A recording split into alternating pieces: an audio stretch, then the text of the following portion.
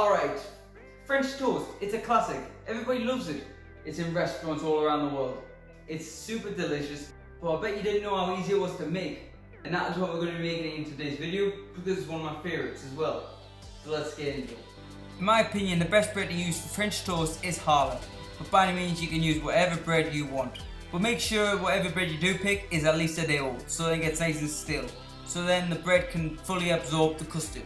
Because at the end of the day, that's why French toast was invented, to rehydrate bread that's gone a bit stale. And if you haven't already, go check out my challah video. The link's going to be in the top right, and I'll also place a link in the description. So when it comes to slicing your bread, you want to make sure you slice your bread 3/4 of an inch to an inch thickness. Don't slice the bread too thin, because once it's soaked, it will break up in the custard and that's no good. Now we're going to start making the custard batter that we're going to soak the bread in. In a medium-sized bowl, crack in 2 whole eggs along with 1 egg yolk to add a bit of extra richness and flavour, along with half a teaspoon of cinnamon, 15 grams of brown sugar and a pinch of salt. Always add salt to savoury and sweet goods. By adding a little bit of salt, it will take the flavour to the next level. Then I like to add a fine grain of fresh nutmeg, about 1/8 of a teaspoon.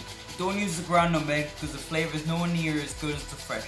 But when it comes to adding the cinnamon and the nutmeg, that bit is totally optional, by the way. But what I find is when I see a recipe and it says an ingredient is optional, it's always best to add that optional ingredient. Then right after that, pour in 60 ml of double cream, 120 ml of whole milk. Then whisk that together until well incorporated. Oh, one more thing, I almost forgot. Add a half a teaspoon of vanilla bean paste. That's optional, but I just love vanilla. Then pour the custard into a nice large tray so you're able to soak your bread.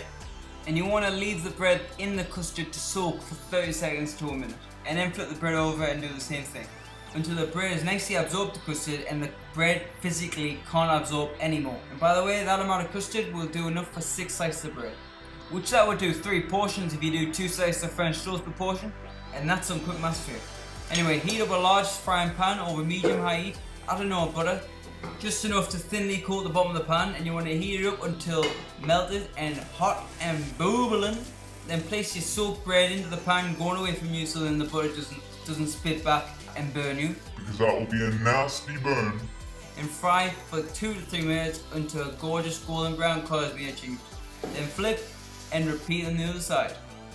And that's basically it. That's your French toast done. And when I said it was simple, I wasn't exaggerating. It's so easy to make, it will only take you about 5 to 10 minutes at max. Look at that bad boy.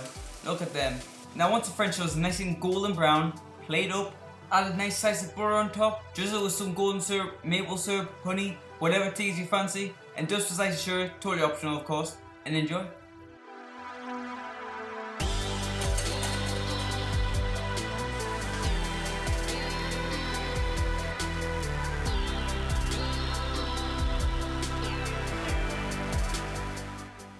If you enjoyed this video, please drop it a thumbs up. It only takes a second of your time and it helps me out more than you can ever imagine.